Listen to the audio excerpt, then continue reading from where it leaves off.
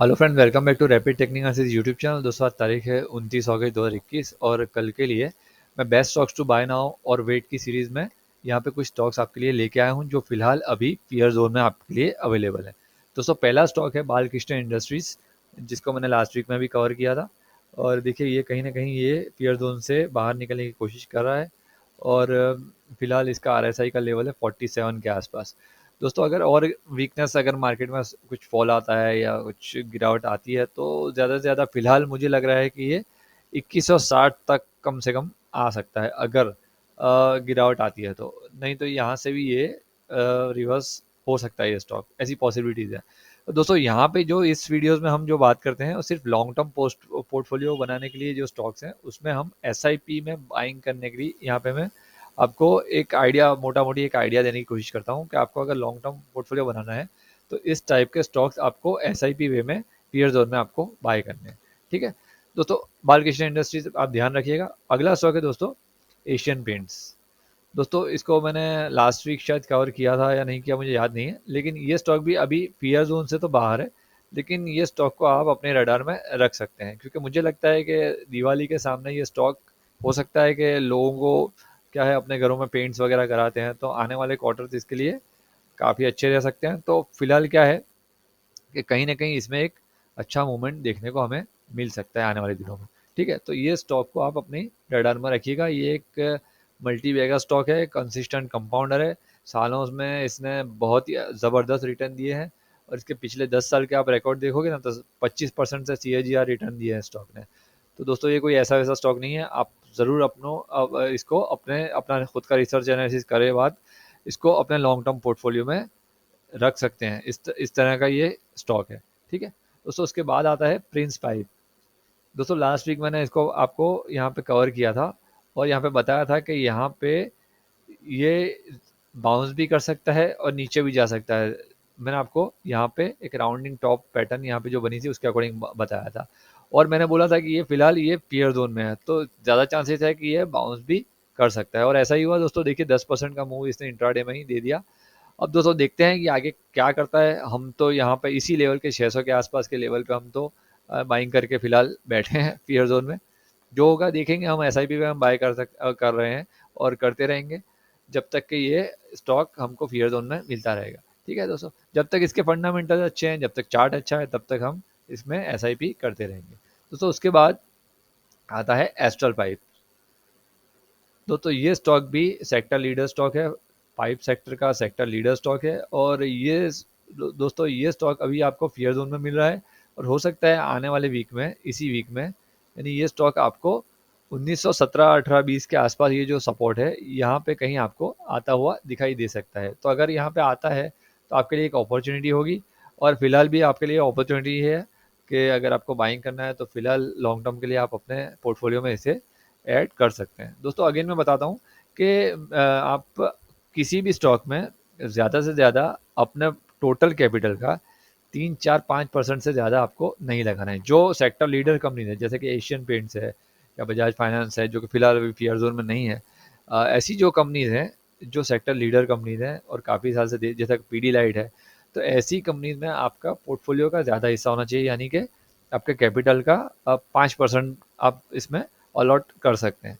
ठीक है, तो आप उस तरह से अलॉट करके आपको चलना चाहिए आपको फ्यूचर के लिए। दोस्तों जो भी इमर्जिंग कंपनीज है या नई कंपनीज हैं जो अभी अभी आई हैं तो उसमें आपको परसेंटेज कैपिटल का कम रखना है, 2% 3%, इस तरह से आपको धीमे धीमे एसआईपी में बाइंग करनी है। दोस्तों अगला स्टॉक है आवास फाइनेंस। दोस्तों ये स्टॉक को मैंने लास्ट वीक में भी कवर किया था। एक मिनट दोस्तों, चलिए उसका अगला स्टॉक है श्याम मेटालिक्स।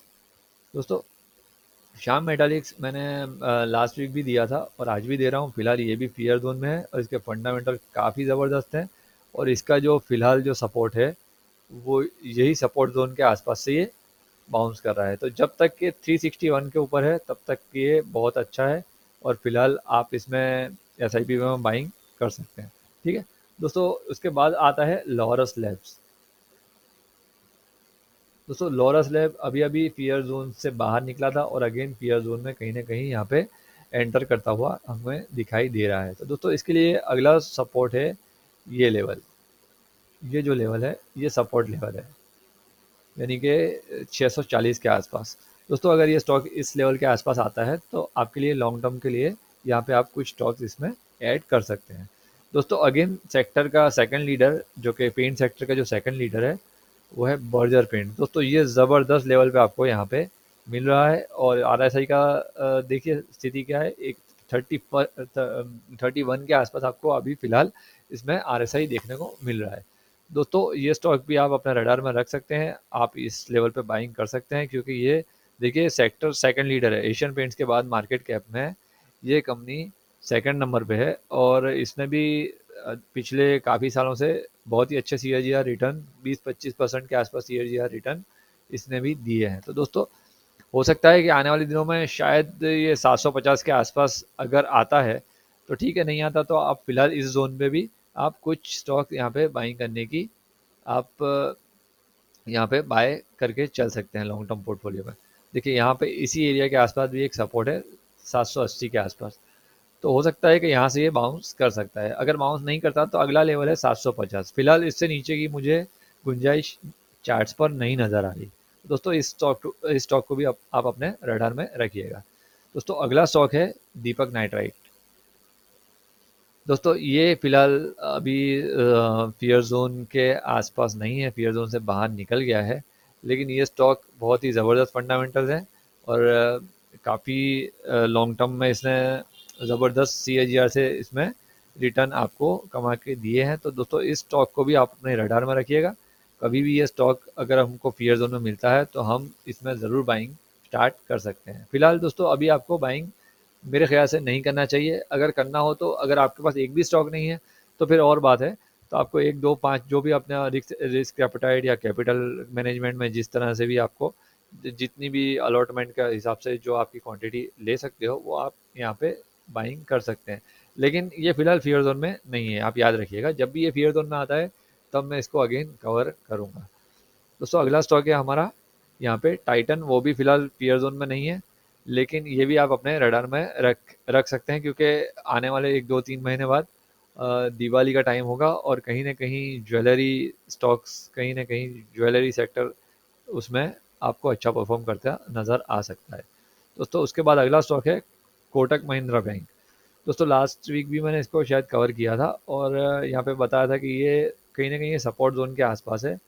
तो अभी देखिए यहाँ पे ये वाला सपोर्ट जोन है इसके लिए, ये वाला जो है सपोर्ट जोन है।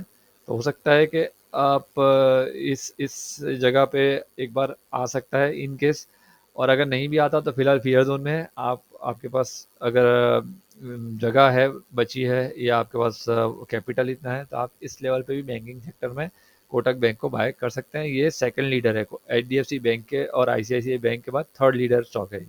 ठीक है, तो आप इस स्टॉक को भी अपने रडार में रख के चलिएगा। दोस्तों उसके बाद आता है अगला स्टॉक है हमारा, एक मिनट दोस्तों, अगला स्टॉक है एपीएल अपोलो।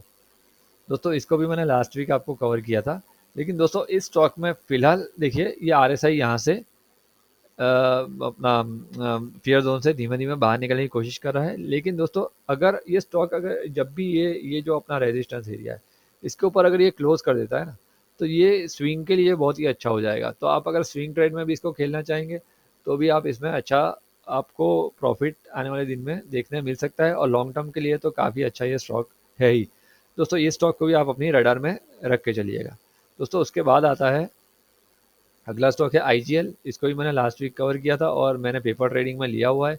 अभी फ़िलहाल $229 का मुझे इसमें लॉस है, लेकिन मैं इसमें बहुत कॉन्फिडेंट हूँ, और ये गैस डिस्ट्रीब्यूशन में सेक्टर लीडर स्टॉक है, तो आप इसको भी अपने रडार में रख के चल सकते हैं। देखिए काफ़ी टाइम से ये एक ही रेंज में है, और यहाँ पे काफ़ी कंसोलिडेशन इसने किया है इस जोन के आसपास, और कहीं ना कहीं आप इसको देखोगे ना तो चार्ट्स पर ये यहाँ पे ट्राइंगल पैटर्न का कभी भी ब्रेकआउट दे सकता है। जैसे ही इसने ब्रेकआउट दिया तो आपको आने वाले दिनों में 570 और 600 तक के आपको लेवल्स इसमें देखने मिल सकते हैं। तो दोस्तों इसको swing as a swing trade के लिए भी आप इसमें पोजीशन बना सकते हैं, और अगर लॉन्ग टर्म के लिए बनाना है तो ज़बरदस्त फंडामेंटल की कंपनी है, ज़बरदस्त चार्ट पैटर्न है, आप इसमें ज़रूर अपना बेट कर सकते हैं। ठीक है दोस्तों, उसके बाद है उसके बाद दोस्तों हमारा अगला स्टॉक आता है वर्लपूल। दोस्तों ये भी एक इलेक्ट्रॉनिक्स अप्लायंस की सेक्टर लीडर कंपनी है, और वोल्टास के बाद शायद इसका मार्केट कैप सबसे ज़्यादा है। शायद मैं गलत भी हो सकता हूँ, लेकिन लगभग मुझे ध्यान है वहाँ तक इसका मार्केट कैप में ये सेक्टर की सेकंड लीडर कंपनी है। तो इस स्टॉक को भी आप अपने रडार में रख सकते हैं। देखिए ये फिलहाल आपको सपोर्ट के आसपास मिल रहा है। यहाँ पे देखिए एक ज़बरदस्त सपोर्ट है इसी एरिया में। आप देखिए यहाँ पे ज़बरदस्त सपोर्ट है इस स्टॉक का, और अगर बाउंस करना होगा तो यहीं से करेगा। अगर इसके नीचे मान लीजिए कि नेक्स्ट वीक में इसके नीचे क्लोजिंग कर देता है तो फिर थोड़ा इसके लिए दिक्कत हो जाएगी, लेकिन अगर आपको लॉन्ग टर्म के लिए बाय करना है तो आप इसको यहाँ पे छोटी छोटी क्वांटिटी में, एक एक दो दो क्वांटिटी में धीमे धीमे करके आपको इसको बाय कर सकते हैं। दोस्तों उसके बाद अगला स्टॉक है CDSL। मैंने दोस्तों CDSL पे एक पर्टिकुलर वीडियो भी बनाया था शायद, और अभी फिलहाल इसके जो लेवल्स निकल के आ रहे हैं, ये तो है फिलहाल फ्री इसको फियर जोन में ही है, और इसका RSI की लेवल की बात करें तो 42 के आसपास अभी आपको मिल रहा है। दोस्तों इसमें ज़्यादा से ज़्यादा मुझे गिरावट की गुंजाइश मान लीजिए कि 1050, और अगर ज़्यादा इसके अंदर करेक्शन आता है तो 910। इससे ज़्यादा की फ़िलहाल मुझे गुंजाइश इस स्टॉक में नहीं लग रही। अगर आपके पास एक भी नहीं है ये स्टॉक, तो आप इस लेवल पे भी आप बाइंग स्टार्ट कर सकते हैं SIP में। दोस्तों उसके बाद अगला स्टॉक है हमारा, ये भी दोस्तों आपको इलेक्ट्रॉनिक अप्लायंस की कंपनी है वोल्टास। ये भी सेक्टर लीडर कंपनी है दोस्तों, और ये फिलहाल अपने सपोर्ट जोन के आसपास ही है। देखिए यहाँ पे एक तो 200 DMA का सपोर्ट है, प्लस इस सपोर्ट के आसपास ही ये यहाँ पे ट्रेड कर रहा है। दोस्तों इस स्टॉक में भी आपको नज़र बना के रखनी चाहिए। और देखिए फ्राइडे को इसने इसमें अच्छा खासा एक बाउंस आया था, और हो सकता है आने वाले दिनों में इसमें हमको एक बड़ा मूव देखने मिल सकता है। अगर आपको इसको स्विंग के लिए लेना है तो दोस्तों ये जो लेवल है, ये जो लेवल है, ये जो रेजिस्टेंस लेवल है, अगर इसके ऊपर निकल जाता है तो दोस्तों आपको कहीं ना कहीं ये 1065-70 के आसपास के टारगेट आपको दे सकता है, अगर 1000 रुपये के ऊपर क्लोजिंग दे देता है तो स्विंग ट्रेड के लिए बता रहा हूँ। अगर लॉन्ग टर्म के लिए आपको होल्ड करना है, ज़बरदस्त है फंडामेंटल।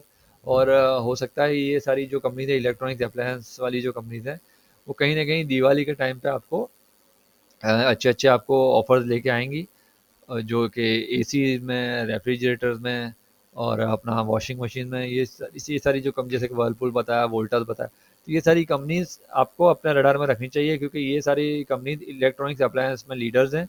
और कहीं ना कहीं दिवाली के टाइम पे इलेक्ट्रॉनिक्स अप्लायंस की बिक्री ज़बरदस्त होती है, क्योंकि ये लोग नए नए ऑफर्स आपके लिए देते हैं, ऑफर्स में माल बेचते हैं। तो कहीं ना कहीं इन कंपनियों को आने वाले दिनों में सेल्स में फ़ायदा होते आपको दिख सकता है। दोस्तों उसके बाद अगला स्टॉक है हमारा। तो वीडियो थोड़ा लंबा होगा, बिकॉज मैं ज़्यादा कम से कम टाइम में ज़्यादा से ज़्यादा स्टॉक कवर करने की मैं कोशिश कर रहा हूँ। दोस्तों आपको मैंने बताया था रूट मोबाइल। दोस्तों रूट मोबाइल भी फिलहाल फियर जोन में ही है। अगर आपके पास एक भी नहीं है तो आप इसमें बाइंग स्टार्ट कर सकते हैं, लेकिन अगर दोस्तों ये मैंने आपको बताया था कि अगर ये जो सपोर्ट लेवल है, ये सपोर्ट लेवल अगर टूट जाता है 1775 के, इसके नीचे अगर क्लोजिंग दे देता है, तो दोस्तों ये स्टॉक आपको 1675 और 1450 के आसपास के लेवल्स आने वाले समय में दिखा सकता है। ये आप याद रखिएगा, फंडामेंटल ज़बरदस्त है, नो डाउट अबाउट इट। लेकिन चार्ट जो बता रहे हैं वो मैं आपको बता रहा हूँ। अगर इसको बाउंस करना होगा तो इसी एरिया के आसपास से अगर बाउंस करना होगा तो यहीं से कर देगा। देखिए कहीं ना कहीं ये ट्राइंगल का यहाँ पे एक पैटर्न बना रहा है, तो अगर इसको बाउंस करना होगा तो अगले 2-3 दिन में यहाँ पे बाउंस कर देगा, अगर करना होगा तो दोस्तों ये स्टॉक को आप अपनी रडार में रखिएगा। आप चाहें तो यहाँ पे बाइंग कर सकते हैं, क्योंकि फ़िलहाल फियर जोन में ही है, और ये स्टॉक भी हाई रिस्क हाई रिटर्न वाला है, तो आप अपनी खुद की रिस्क मैनेजमेंट के अकॉर्डिंग आप इसमें पोजीशन बना सकते हैं, अपने फाइनेंशियल एडवाइज़र से सलाह मशवरा लेके। दोस्तों ये हाई रिस्क हाई रिटर्न वाला है, तो आप थोड़ी क्वांटिटी इसमें लिमिट रखिए, यानी जितना आप सहन कर सको, जितना आप लॉस ले सको, या जितना आप हैंडल कर सको, इतनी ही क्वांटिटी इसमें लीजिएगा। ठीक है दोस्तों। उसके बाद आता है जुबिलेंट फूड। दोस्तों ये अपने सेक्टर का सेक्टर लीडर स्टॉक है, और फिलहाल ये फियर जोन में नहीं है। दोस्तों इस स्टॉक को भी आप अपने रडार में रख सकते हैं, क्योंकि यही स्टॉक ऐसा है जो जंक फूड वगैरह जो कंपनी बेचती हैं, उसमें ये सबसे ज़्यादा, यानी मार्केट कैप भी इसका ही है, और अ, अपना जो फंडामेंटल है इसमें सबसे ज़बरदस्त है। ठीक है, तो इस स्टॉक को भी आप अपने रडार में रख सकते हैं दोस्तों। इसमें ये जो मूवमेंट आया है दोस्तों, एक्चुअली ये मूवमेंट इतना एक्सपेक्टेड नहीं था, चाहिए ऐसा। बिकॉज यहाँ पे देखिए आप कहीं ना कहीं इसके जो रिजल्ट्स आए हैं, क्वार्टरली रिजल्ट जो है, एक मिनट दोस्तों।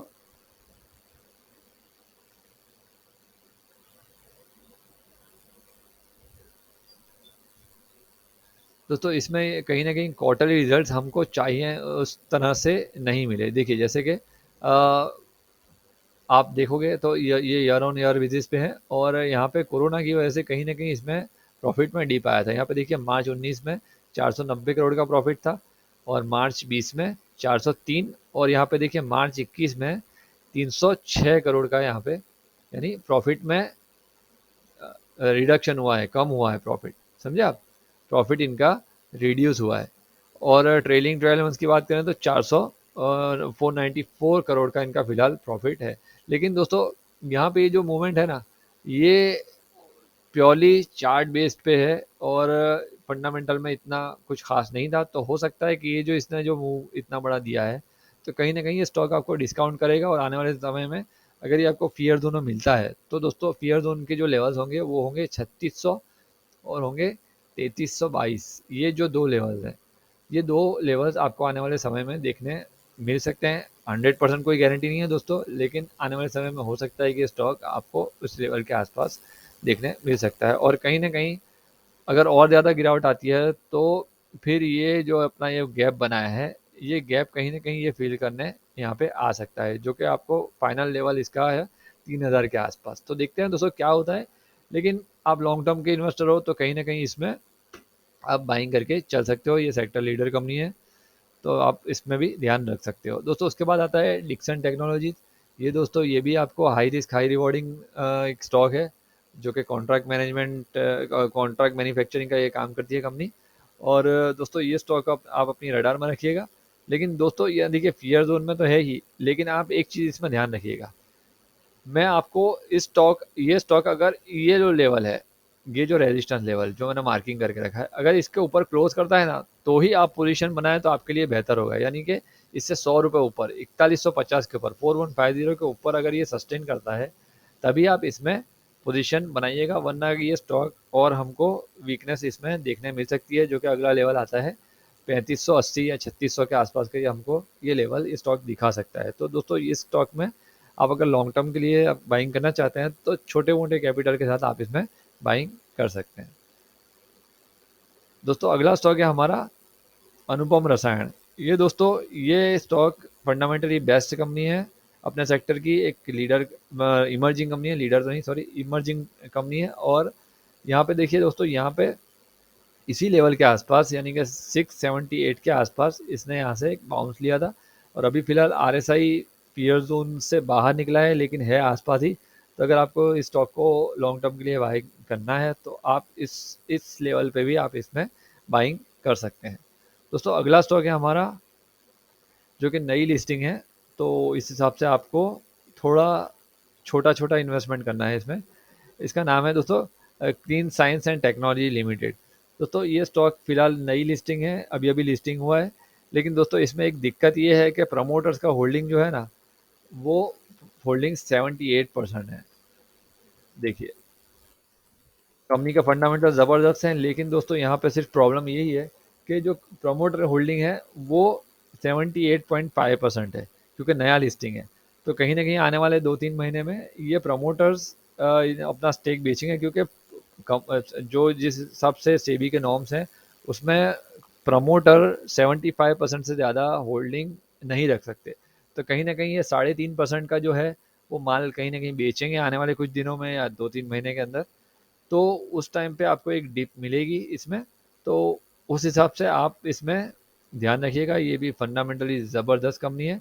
चार्ट तो नए हैं तो ज़्यादा मैं चार्ट्स पर तो नहीं बता सकूँगा, लेकिन इसका जो फंडामेंटल मैंने स्टडी किया है उसमें ज़बरदस्त कंपनी है। और फिलहाल जो मेरा कैलकुलेटेड लेवल्स की जो स्ट्रेटजी है, उसमें दोस्तों फिलहाल दो दो यहाँ पे लेवल्स निकल के आ रहे हैं, जो कि 1390 यानी 1400 के आसपास का एक लेवल है, और तीसरा 1340 के आसपास, दूसरा 1340 के आसपास का लेवल है। दोस्तों इस लेवल पे अगर ये स्टॉक मिलता है तो आप इसमें बाइंग के लिए सोच सकते हैं, छोटे से कैपिटल के साथ। ठीक है, छोटी छोटी क्वांटिटी करके छोटे छोटे कैपिटल के साथ आप इसमें धीमे धीमे बाइंग कर सकते हैं। उसके बाद दोस्तों है एक सेक्टर इमर्जिंग सेक्टर का, ये भी अपना इंडिया पेस्टिसाइड्स IPL। दोस्तों ये इस स्टॉक को आप देखोगे तो अभी फिलहाल पीयर जोन में मिल रहा है, और देखिए 300 के आसपास ये सपोर्ट लेके यहाँ से 2 बार इसने बाउंस किया है। अब देखते हैं क्या होता है, अगर इसको बाउंस करना होगा तो यहाँ से ऊपर निकल जाएगा, वरना तो फिर ये अगर ये लेवल तीसरी बार टेस्ट होगा तो हो सकता है ये लेवल इसमें ब्रेक हो जाए। दोस्तों आप अगर इसको लॉन्ग टर्म के लिए बाइंग करना चाहते हैं तो आप अपने छोटी छोटी क्वांटिटी करके इसमें भी आप बाइंग के लिए सोच सकते हैं। इसके फंडामेंटल्स के ऊपर किसी दिन मैं अच्छा सा वीडियो बनाऊंगा और उसमें आपको हम डिटेल में बात करेंगे कि इसके फंडामेंटल्स कैसे हैं। फिलहाल मैंने जिस हिसाब से केमिकल सेक्टर की ये जो कंपनी है पेस्टिसाइड्स बनाती है, एग्रीकल्चरल पेस्टिसाइड वगैरह होते हैं जो कीटनाशक बनाती है, और कहीं ना कहीं इसके भी फंडामेंटल ज़बरदस्त हैं, तो आप इसमें भी ध्यान रख के चलिएगा। दोस्तों उसके बाद आता है रोजरी बायोटेक। दोस्तों ये भी अपने सेक्टर की एक इमर्जिंग कंपनी है, तो इसमें भी आप अपना अपना छोटे से कैपिटल के साथ आप इसमें चाहें तो फियर जोन में जैसे ही आता है तो आप इसमें बाइंग स्टार्ट कर सकते हैं। ठीक है दोस्तों, फिलहाल आज का जो वीडियो है इसमें इतना ही। दोस्तों मैं आशा करता हूँ कि वीडियो आपको ज़रूर पसंद आया होगा। पसंद आया हो तो प्लीज़ लाइक और शेयर ज़रूर कीजिएगा, और अगर आपको लाइव मार्केट्स में इंट्राडे टिप्स या पोजिशनल कॉल्स चाहिए तो आप डिस्क्रिप्शन बॉक्स में मैंने डिस्क्रिप्शन बॉक्स में टेलीग्राम चैनल का लिंक दिया है, उसमें आप जाके वहाँ पे ज्वाइन कर सकते हैं और मेरे पास्ट परफॉर्मेंसेस भी वहाँ पे जाके देख सकते हैं। दोस्तों मिलते हैं किसी अगले वीडियो में, तब तक के लिए शुक्रिया।